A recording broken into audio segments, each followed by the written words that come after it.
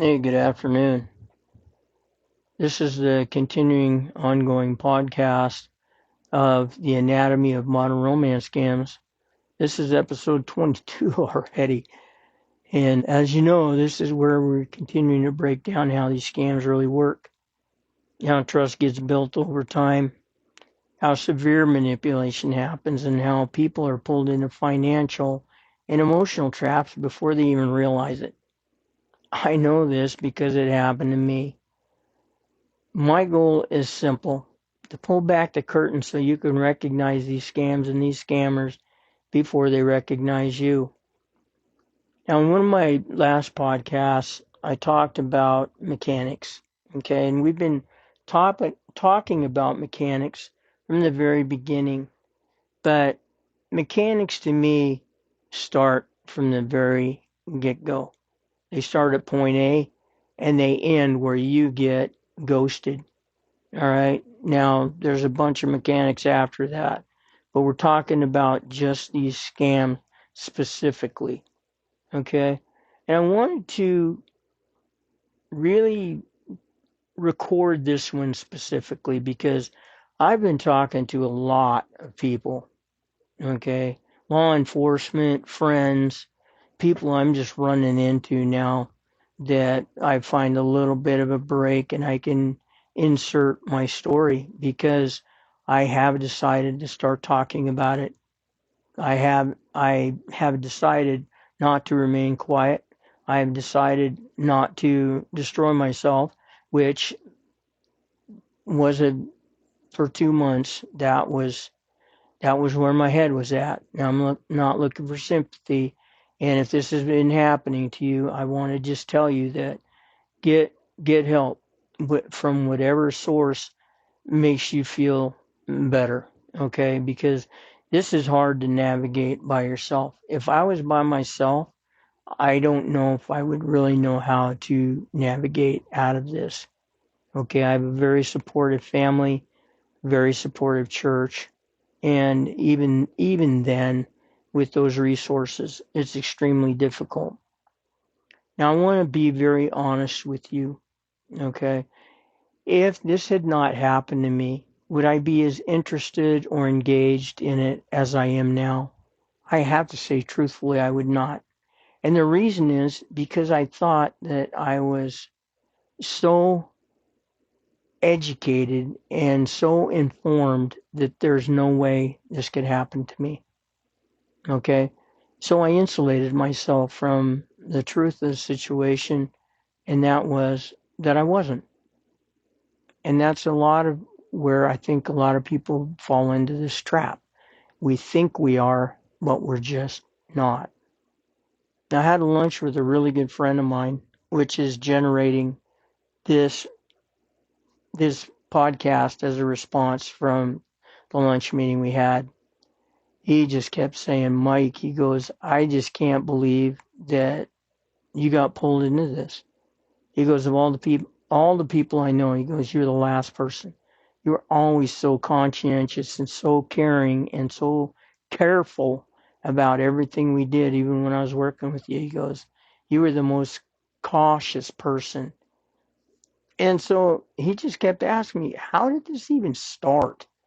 And I gave him my book and I go read that and then asked me the question.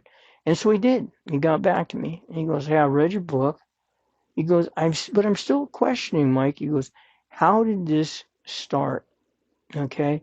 So, and that's, again, that's why I want to record this, because when I talk to people about this and I ask them, hey, how do you think a romance scam actually gets started? You cannot believe the answers. Okay. Well, what makes you think, why do you think they flourish?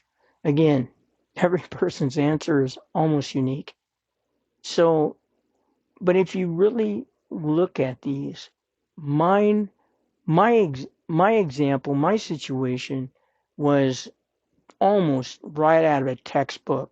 There's no textbook on it, but I mean, it was, if you really look at what Shazupan or pig butchering, if you want to call it that, is all about, Man, you just walk right down through it. And I went, man, I did that. I did that. They did that. I did that. And it was just like to the letter. I wish somebody had talked to me like I'm talking to you about this whole scenario, because I think I would have been a lot more cognizant and been able to pull out of this before the financial damages and the relationship damages from my family was done. Okay. But let's dive into it, and I'll try not to get down any rabbit holes, but stay with me, and I appreciate your time. And as always, I'm going to try and share as much information as I can in a short window so that it's value added, because I know you have other things that you need to do today. So again, it starts with a single innocuous message. For me, I was just on Twitter. I saw a message came through that said, wow, your post was really eloquent. I would love to talk to you more about that. And I said, well, yeah, sure. And they go, yeah, and the second one was, yeah, I'm just looking for some new friends. Are you open to that? And I said, yeah, nothing wrong with that. Sure. Let's start talking. Okay. So notice a couple things. All right. It didn't start with money. There was no big crisis, no emotional moment, just a message. Okay. And it's usually something very simple like that. Something open-ended. Now that's a red flag, and that's critical. Okay. It's like, hi, hello, dear, how are you? Are you doing okay today? I'm looking for new friends. Something like that. It doesn't demand anything, but it does require something very specific. It requires a response from you. And the moment you respond, the door opens. Now, a lot of people don't seem to understand that and will kind of argue the point. Well, it's a romance scam, so, and they take a while to develop. Doesn't that take a while for it to become a romance scam? No, it doesn't. It's really, as soon as that door opens and you begin that communication, you're in it. Okay, so that's one red flag. They don't break in. They wait for you to open the door. Okay? And I did. I did. Totally guilty of it. Oh, you're looking for new friends? Sure, let's talk. I opened that door. So here's another red flag. I didn't go looking for them. They found me. They made that first overture. They made the connection. But again, I was in it then. Okay? Until one of two things happen. You stop it, or they disappear. They ghost you. But from here, it really seems very natural, very normal. And that's the other part that's hard to explain to people who are outside of it, people who are not emotionally inside of this relationship. Okay? Because nothing feels extreme. It doesn't feel dangerous. It just feels like, hey, a conversation. Somebody showed some interest in you. You're programmed, you are conditioned, if you will, to respond positively to people who show an interest in you, to not be rude. That's another red flag. Okay. They ask you about your day, your life, your health. They could give a damn. All right. They could care less. Okay. Another pattern fit. There's often a story. Something in their past, something that was difficult, something that pulls for your sympathy and your empathy. And the more they get to know you, the more they'll use the things that they learned about you against you. If they know that you're sympathetic, that you're empathetic, man, they'll play into that like you can't believe. Okay? So another red flag that you need to look at. Very early on, there's something else that shows up, and you can test this person. They can't meet. There's always a reason. Okay? Work, distance, travel, the military, there's business obligations. Whatever the reason is, it always makes sense in the moment, but it never changes. Okay? You can set something up. It might even get to the point where, oh, I'm in the airport waiting for you, but I couldn't find you, so I left. I thought you ghosted me. Or, I was in the airport and somebody in my family got sick and I had to leave. I'm so sorry. We'll have to do it again. You know why they won't meet you? Because they're not who you're talking to. Okay? They are just typically not who you're talking to. But at the same time, they're always there. Very consistent, very present, very engaged. Okay? It starts to feel like no matter what it is that comes down the pipe, they're going through it with you. And the longer you're in it, you're going to see things start to change. You're going to see things happen. Oh, yeah, that's a deposit that we need to put down, or the blockchain got corrupted, or you name it. There's inconsistencies, okay, that happen, and they'll third party that. They might, okay, that message might come from quote unquote the support group or the investment consortium or whatever. And with AI, they can make it look like it came from Santa Claus. I mean, they really can. This, hey, what are you talking about? It's handwritten from Santa, and here's his picture. Jeez, please don't fall for that. Okay. The other thing that you might want to watch for is speech patterns that don't quite match where they say they were from. My person said, "Yeah, I'm in New York. I've been here for a number of years, but they couldn't really describe everything that I was asking about New York." Okay. And their speech pattern, if you will, didn't match in New York. My mother was born in New York, lived there most of her life. And yeah, it definitely wasn't a Long Island accent or dialect. Okay. I'm not saying everybody who has an accent is a scammer, but if you talk to the FBI, and believe me, I've talked to more of those people than I care to have done in a lifetime. But that's another one of the main red flags to watch out for.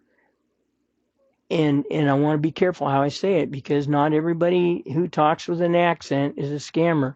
But just watch for speech patterns that don't match where they say they're from, or where they were born, or where they spent their life. Okay, that's another big red flag. Okay, there's details that shift, timelines that don't line up, and somewhere in the back of your mind, you're gonna hear it. All right. You're going to hear it more than once. Slow this down. Something is not right. But nothing's wrong enough to stop. And they may even, if you call them out on it, they'll call you out on it. So the conversation will continue and you feel like the bad guy. Hey, I don't know why I'm questioning this because no, you haven't given me anything to not trust you about. And so the conversation goes on. Okay. And this is where another shift happens. Again, not at once, but slowly and subtly. It becomes more private. Here's another red flag. Let's just keep this between us because people won't understand. Let's protect what we have. You know why they don't want you to share that? Because your family can do a reverse lookup, or you can do a reverse lookup on pictures that they send and figure out that, oh, guess what? Yeah, that wasn't you. That was some person who passed away in the Soviet Union or whatever in 2015. So that wasn't the friend that you just went and visited.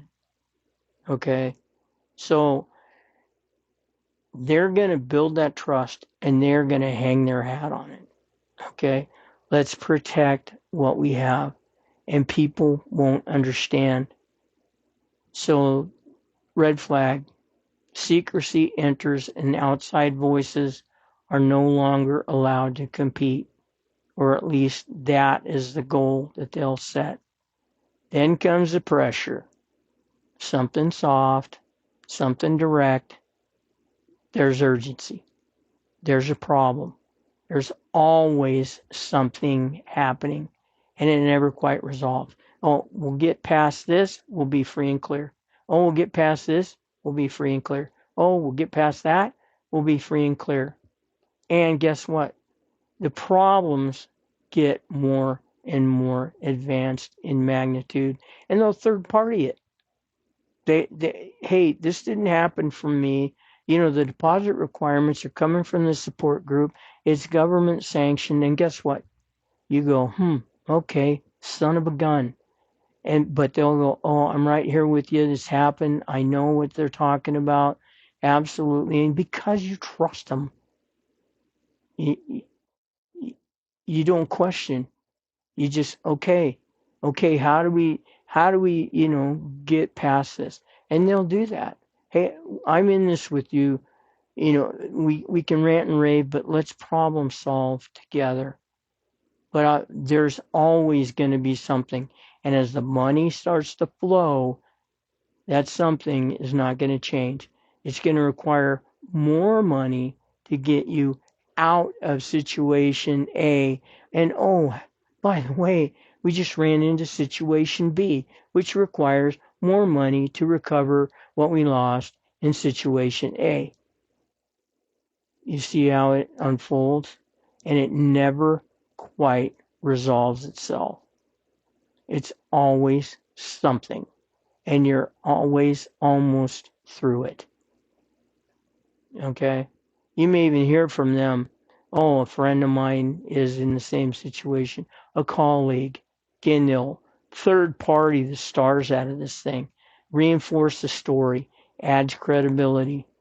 Okay? The relationship becomes even more intense. You see where you're starting to get dependent upon this person. Red flag. It's becoming more emotional, more personal, because it has to. Because there's going to be more problems and there's going to be more money. Okay? That's why this relationship has to be strong. Okay? Because before they ask you for your money, this relationship has to be built. It has to be strong. That saying no becomes difficult. And then one day it shifts again. Hey, you know what? You're the only one I can trust. You're the only one who can help me. And now it's not relationship, it's responsibility. Now mine never went to quite to that degree. It was more, let me help you, Michael. Okay? I feel responsible for helping you. I know these things. You don't know these things. But I can teach you if you'll let me. What a mistake. What a mistake. Okay? If I just stepped back, looked at this more clearly, the pattern is always there. Here's what some of the things to watch out for.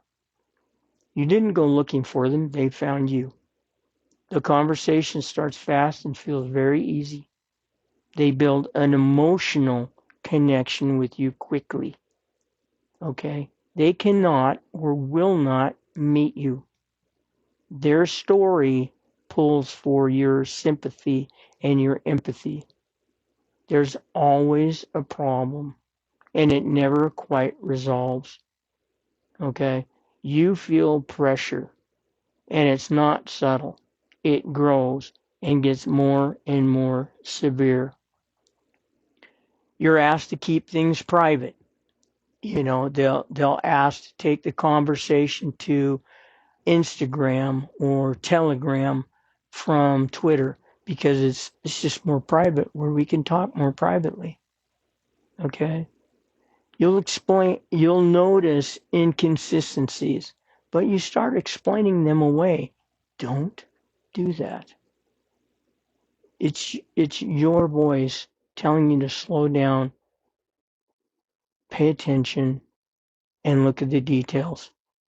Okay? And then there's financial opportunities or needs that don't make sense. Man, can we really be making this kind of money? Why didn't anybody ever show this to me? There's financial consultants I deal with that I know personally. There's, you know, it just it just doesn't make sense. Okay? And the most important thing is you hear yourself saying something isn't right. That matters more than anything else. You know yourself better than anyone. Okay? You need to listen to yourself in these situations. Now, if you recognize any of this, here's what you need to do. Stop responding. Do not send any money under any circumstances. Do not move the conversation to another platform. Do not even continue the conversation. Okay? Talk to somebody that you trust. Open it up to your family and go, hey, you know what? I'm involved in this. What do you think? Mine went on for months. In 30 minutes, we figured out that I was having the hell scammed out of me. It was that simple, that easy to figure out. But you know, I trusted this person. Yeah, I was being quiet because we were going to have houses built. We were going to have everything put into place for all of our family, all of our friends to just, hey, come join us. You don't have to worry. It's built. It's done. You know, we love everybody who's coming over. We did this for you. Okay. So, and here's the other thing. You can verify who they are independently. You can do a reverse lookup. If you don't know how to do it, ask your teenager. They'll know how to do it, or you're somebody in the, you know, younger generation if you want. But you know, it's pretty easy to do once you figure it out. But verify who they are. The person who was sending me pictures, you know, when my family got a hold of them, they went, hey, you know what? This person hacked somebody's Instagram account, and this is who you're talking with. You know, but it wasn't even that person. Okay, they had no idea that their Instagram account got hacked. Okay, so verify who they are independently. I had to do that on a person who reached out to me about my book and wanted to do a quote unquote online interview and put it out to their New York listeners. Well, and I shared that in the previous podcast. They'd never heard of this person, and I was never on the guest list. And no, they don't reach out for people to pay the production costs. So verify who they are independently. Okay, but even that step, I would really caution you against. Do that for your own validation. All right, but and this is a hard thing. I get it. You know, this is a friend. This is probably a person that you've grown very fond of, and it's difficult to end that relationship, even when you find out it's phony. I know that some people can't do it, even though they have discovered that this person is a scammer. They're so emotionally involved that they can't end it. That that is really sad.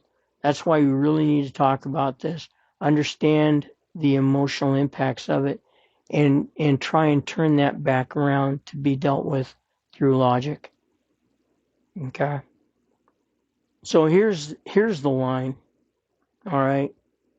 If any of these red flags are flashing, any of these red lights are blinking, delete that person, block them, and walk away. All right.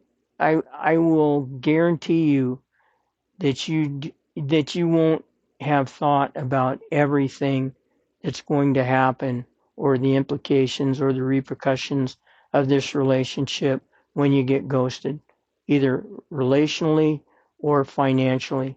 Just some of the things that happen and continue to happen are reminders that you almost cannot step away from. You almost cannot get away from them. And that's the thing that you need to save yourself from. Because when you lose that peace of mind, that, being at peace with who you are, what you know, and what you have, once that's gone, it's so devastating. I'm not talking just about relationally and about financially. I'm talking about the whole thing. It all cascades and it all comes to work against you. Okay? So delete, block, and lock. Let me give you something else simple to carry with you. If you receive a message that you weren't expecting from someone you don't know, treat it like scam until it proves real. You're not being paranoid. It's awareness. Okay? And I hope it's because you've thought about the conversation that I'm having and that you're listening to. Because if these things fit, you are getting scammed. Okay, there's just no question about it. You are in the middle of it. You are being victimized. You are being manipulated. Okay, but you don't need to prove it's a scam. All right, they need to prove to you that they're legitimate. Okay, and if you're, like I said, even if you're to the point where things are not lining up, the best thing you can do for yourself is just to delete them, block them, and walk away. Isolate that person. Do not respond back to them no matter what. And if you've lost financially, that you need to report it to the FBI and start working on recovery efforts. And we'll talk about that later on in a different podcast. But that's about all I had to share today. It's just, there's so much misinformation. Let's just work together. And if anything that I'm saying doesn't prove to be real or something that you're wrestling with or you know what? I'd really like more of the details around that. It's not a book sale, but look at Amazon. Go into the search bar and look for Michael space B space ding, and that book or that ebook will come up. Just read about that, and if you want to reach out and DM me, I'm on Facebook, and I'd be more than happy, to respond, explain anything that we've already talked about or that I've gone over.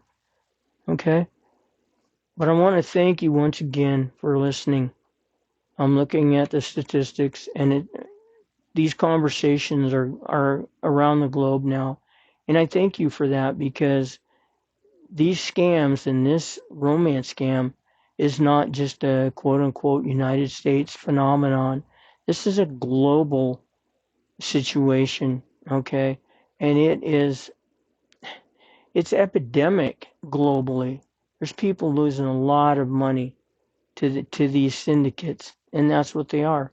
A lot of overseas syndicates that do this for a living. This is what they do for work. And a lot of people who are doing this are not doing this on their own accord. Some are, of course they are, but there are some that are being enlisted through human trafficking, and there's proof of that.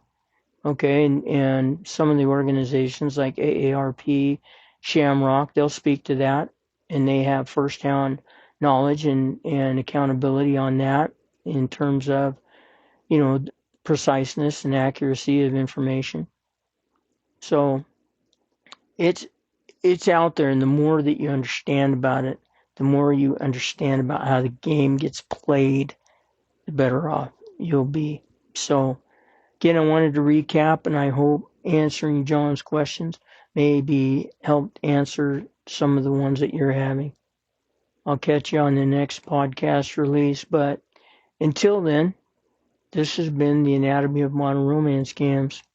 I appreciate your attendance and your time. I hope this episode helped you better understand how these scams work, what the red flags are, and what to do if you run into that situation. Sorry about the dog. Awareness is one of the most powerful tools we have. Again, I hope you'll join me next time. Until then, stay aware, stay protected. I can't stress that enough. Stay protected. Protect what you have. Protect who you are. You're gonna lose identity when you get ghosted. I hope I'll find the same person I used to be. I'm still looking for him. I truly am. And as always, please always stay safe. I'm Michael B.